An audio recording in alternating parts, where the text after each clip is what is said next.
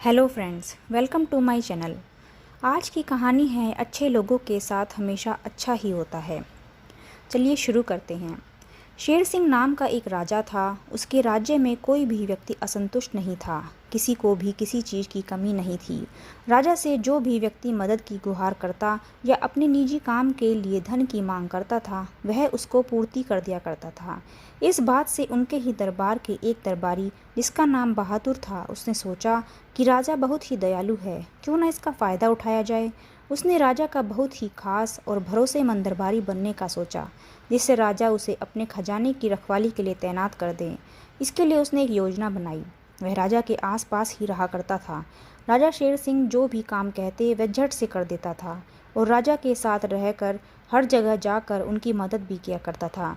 राजा ने एक बार उससे किसी व्यापारी के यहाँ से आए धन को तहखाने में रखने के लिए कहा और बहादुर ने बड़ी ही ईमानदारी से सारा का सारा धन तहखाने में रख दिया। राजा यह सब देखकर बहादुर और उसकी ईमानदारी से बहुत प्रभावित हुए। राजा ने उसे बुलाया और कहा, बहादुर, तुम अपने काम में बहुत ही ईमानदार हो। मैं तुमसे बहुत प्रभावित हुआ हूँ और मैं तुम्हें अपने खजाने की रखवाली करने के लिए तैनात करता हूँ। यह सुनकर बहादुर खुशी से फूला नहीं समाया। उसने यह स्वीकार कर लिया और वह खजाने का रखवाला बन गया। कुछ समय तक उसने अपना सारा काम ईमानदारी से किया, जिससे राजा को उस पर और भी ज़्यादा भरोसा हो जाए।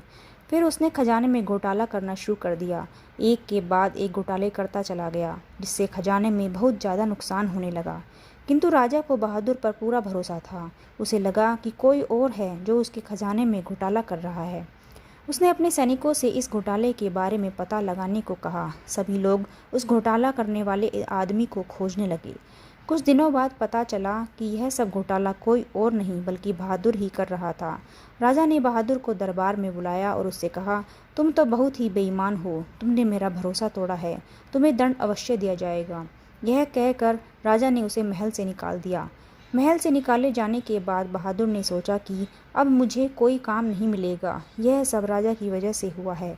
मैं राजा को मार दूंगा। ऐसा सोचते हुए उसने राजा को मारने की योजना बनाई। वह चुपके से छिपते हुए महल के अंदर घुस गया और किसी तरह वह महल के रसोई घर में पहुंचकर उसने राजा के खाने में जहर मिला दिया, जिससे राजा की मृत्यु हो जाए। किंतु राजा बहुत ही दयालु और अच्छा इंसान था। उसने वह खाना गरीबों में बांटे जाने का ऐलान कर दिया। बहादुर यह सुनकर डर गया। उसे लगने लगा, मैं तो राजा को मारना चाहता था, लेकिन ये क्या?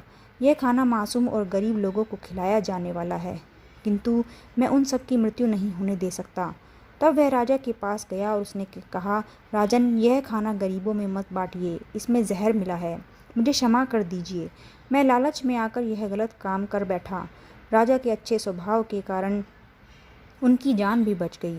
बहादुर भी उनके इस बर्ताव से बहुत प्रभावित हुए और उसने राजा के दिखाए गए रास्ते पर चलने का फैसला किया। तो ये थी आज की कहानी। आपको कैसी लगी कमेंट करके ज़रूर बताइएगा।